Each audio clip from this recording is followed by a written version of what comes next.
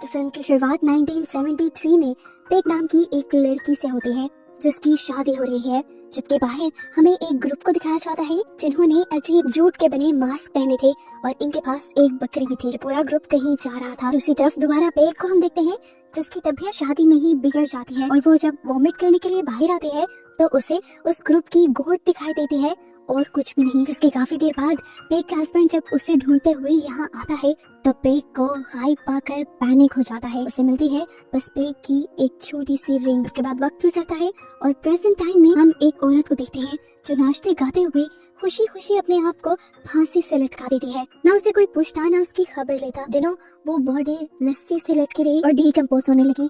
लस्सी टूटकर नीचे गिर गई तो स्मेल से यहाँ के लोगों को उसके मरने का पता चलता है और सर्विस बॉयज आकर उसे ले जाते हैं। इस औरत की मौत के बारे में इसकी बेटी शू को बताया गया जो अपनी मॉम की मौत का सुनकर बहुत ज्यादा हिल गई और अपनी वाइफ मिला को लेकर उनके अपार्टमेंट में रहने आ गई। घर के अंदर जीसस की पिक्चर और क्रॉस को देखकर शू बहुत ही ज्यादा पैनिक कर जाती है। उसकी हालत खराब होने लगती है जिसे मिला संभालती है। जिसके बाद शू घर पे नहीं रुकती और बाहर आकर सिगरेट पीने लग जाती है। तभी उसे एक मैसेज मिलता है। ये उसकी नर्सिंग होम कंपनी का मैसेज था जो उसे ओल्ड लेडी के घर भेजना चाह रहे थे जिनको भूलने की बीमारी के साथ साथ कई और बीमारियां भी थी। अगले दिन शू उस घर के लिए निकल जाती है। बस स्टॉप पे पहुंचने पर शू ड्राइवर से ही इस एड्रेस के बारे में पूछती है पर ड्राइवर को कुछ नहीं पता था।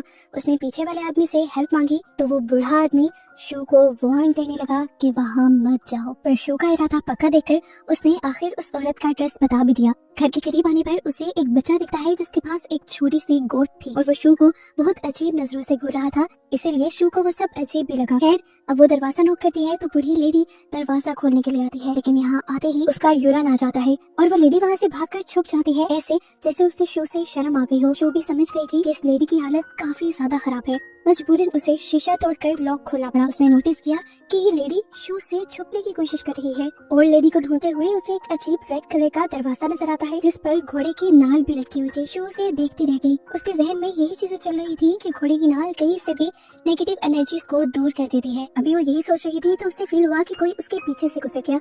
उसने देखा कि ये वही ओल्ड लेडी थी और इस तरह तेजी से गुजरने की वजह से उन्होंने बीन्स भी गिरा दिए थे। शू बिना उन्हें कुछ कहे ये बीन साफ करने लगी तो उस औरत ने पूछा क्या तुम ये सब करने आई हो?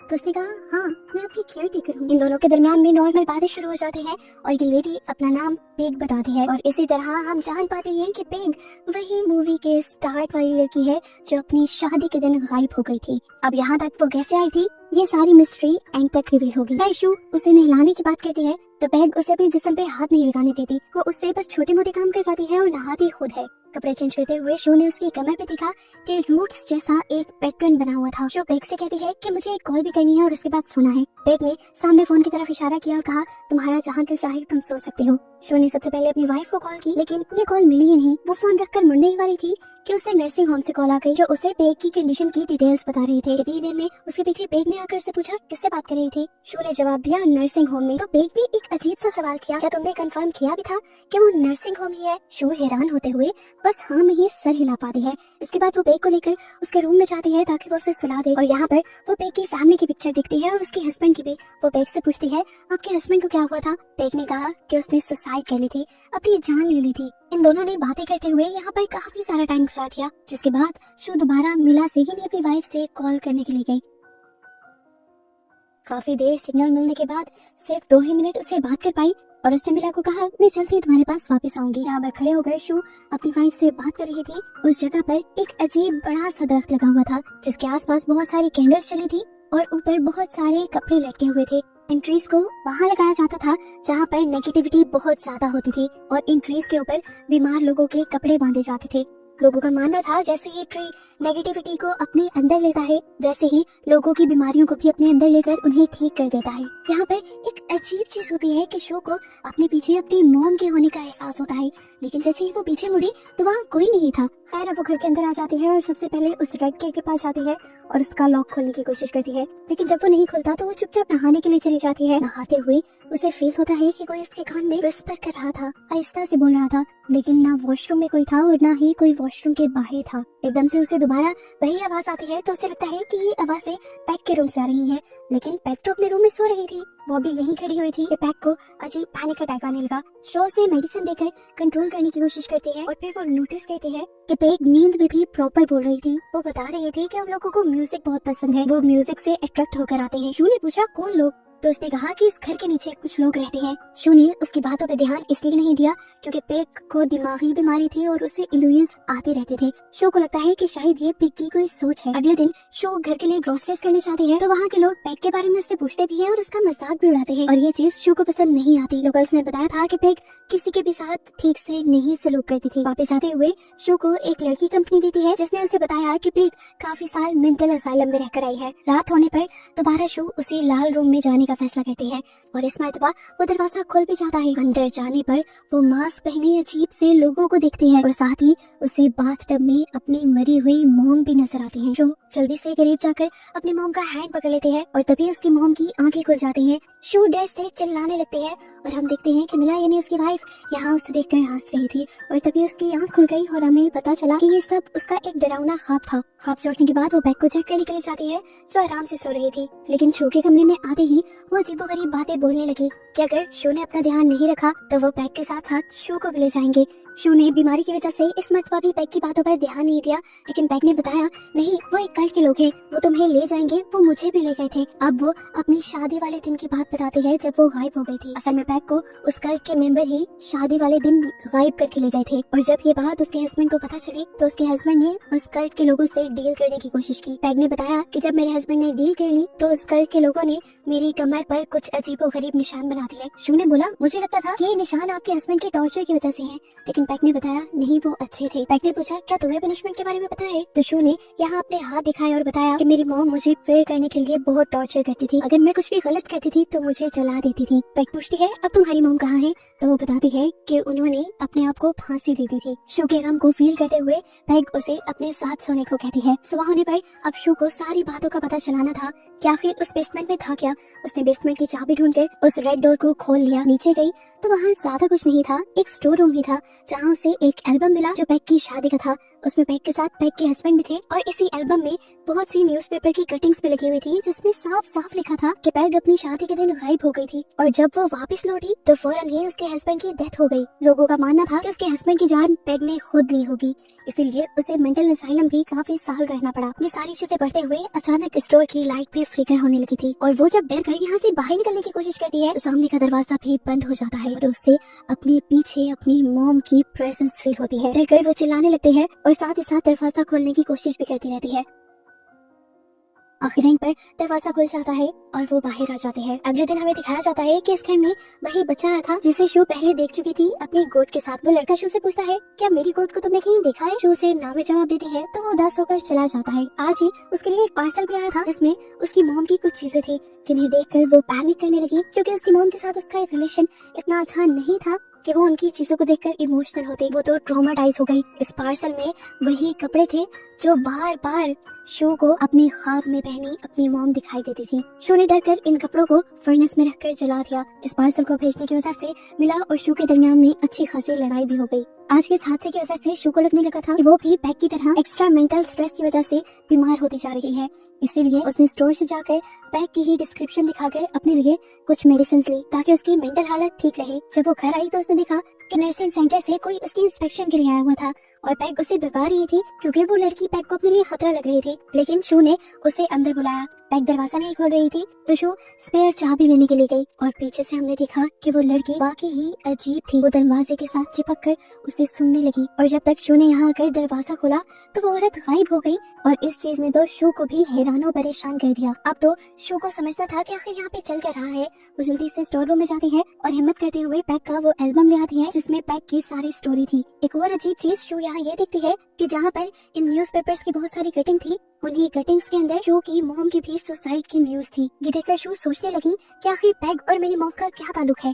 अभी वो ये सब सोच ही रही थी कि उसने देखा कि बेसमेंट का वो रेड दरवाजा बार बार खुलने लगा था। डरकर वो उसे बार बार बंद कर रही थी पर अब ये दरवाजा बंद नहीं हो रहा था। इतनी ही देर में पैक भी उसके पीछे आ गई और उसने शू से कहा मैं जान गई हूँ कि तुम नीचे बेसमेंट में गई थी। अब बेहतर यही होगा कि तुम कल के कल यहाँ से वापस चले जाओ। शू भी अब और यहाँ रुकना नहीं चाहती थी। वो घर जाने के लिए निकली तो ग्रोसरी स्टोर से उसे पता चला कि आज तो कोई बस जाएगी नहीं, इसीलिए मजबूरन उसे दोबारा पैक के घर आना पड़ा। पीछे पैक शू का वो कार्टन देख रही थी जो मिला ने उसके लिए भेजा था। उसके अंदर शू की मोम की बहुत सी पिक्चर्स थी जिन्हें देखकर पैक हैरान हो गई और यहाँ पर रिवील हुआ कि असल में शू की मोम पैक की बेटी थी। आसान लफ्जों में कहें तो शू पैक की ग्रैंड डॉटर थी।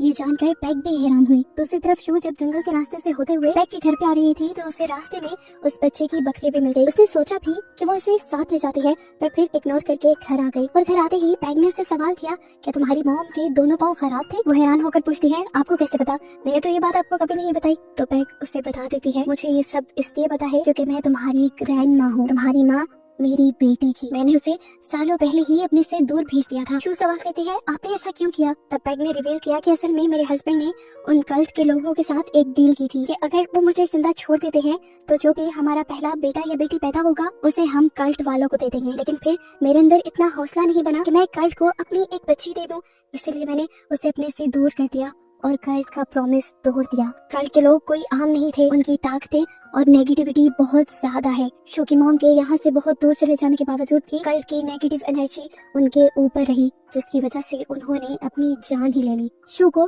पहली मर्तबा पिग की इन बातों पे यकीन आ रहा था। वो पूछती है आखिर वो कल्ट है कैसा। तो पिग ने बताया कि वो एक डेमोनिक कल्ट है, शैतान की पूजा करने वालों का कल्ट।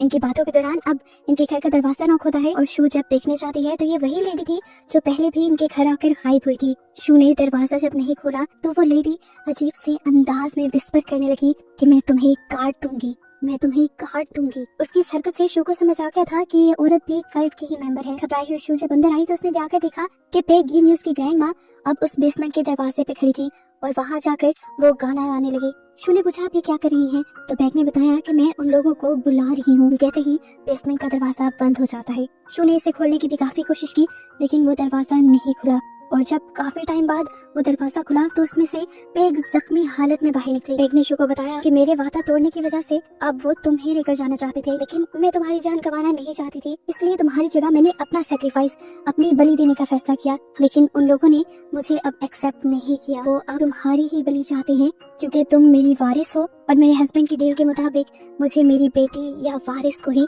उन कल्ट को देना था। शू बहुत ज्यादा डर गई थी, पैनिक हो गई थी। पैग की हालत को देखते हुए वो फैसला करती है कि बाहर से किसी को मदद के लिए बुलाकर लाई थी, लेकिन पूरा टाउन खाली था और जो लोग अपने घरों के अंदर भी थे उन्होंने अपने घरों और खिड़कियों को लॉक किया हुआ था क्योंकि आज कोई अजीब सा फेस्टिवल था वहाँ पर। इतनी देर में शू को अपने पीछे ही एक अजीब सा मास्क पहना डरावना आदमी दिखा देता है जो ड्रम बजा रहा था और उसके साथ दो अजीब से हुलिये वाले और लोग भी थे। ये दोनों लाल कलर के गट्टू में थे।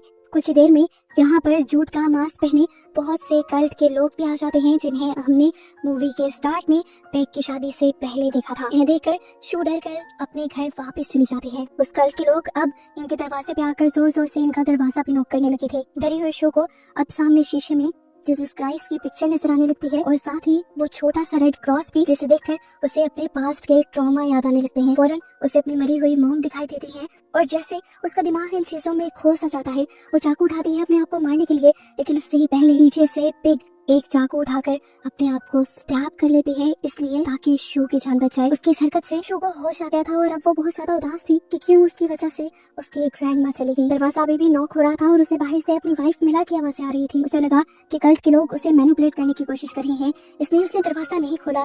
और जब वो सारी आवाज़ें बंद हो गई तो घंटों बाद उसने जाकर दरवाजा खोला तो उसने देखा कि उसकी वाइफ की रिंग उसके स्टेयर केस पे थी। यानी सच में उसकी वाइफ यहाँ आई थी और उसकी रिंग यहाँ पर देखकर वो समझ गई कि जरूर ये लोग उसकी वाइफ मिला को यहाँ से ले गए हैं। जब वो कल्ट के लोग किसी लेडी को यहाँ से लेकर जाते हैं तो उसकी रिंग यहीं छोड़ देते हैं। अब वो हार नहीं मान सकती थी अपनी वाइफ के लिए, उसने उस कल्ट के लोगों का सामना करने का फैसला किया। इस मटपा वो घर के अंदर गई तो उसे एक वेडिंग ड्रेस दिखा जिसे उसने पहन लिया और अपनी वेडिंग रिंग उतार दी।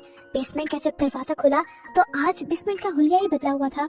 वहाँ पे कोई स्टोर रूम नहीं बल्कि एक अलग ही दुनिया थी। ये कोई दूसरी दुनिया लग रही थी। यहाँ के लोग उसके यहाँ आते ही पहले उसके सर पे क्राउन पहना देते हैं और फिर उसके सामने एक अजीब बकरी के सींगों वो वाला आदमी आता है। यही वो डीमन था जिसकी ये कल्ट पूजा किया करते थे। इस डीमन को देखते ही शू की आंखों से खून बहने लगता है। अगले ही सीन में हम मिला को यानी शू की वाइफ को उस रेड डोर के बाहर बैठा हुआ देखते हैं, जो रो रो कर गिड़गिड़ा कर अपनी वाइफ को वापस मांग रही थी। मतलब के कल्ट वालों ने मिला को किडनैप नहीं किया था, सिर्फ अपने शिकार यानी शू को पकड़ने के लिए ही ये सारा ड्रामा कल्ट वालों ने रचा था। और बस यही सब दिखाते हुए ये मूवी यहाँ खत्म हो जाती है।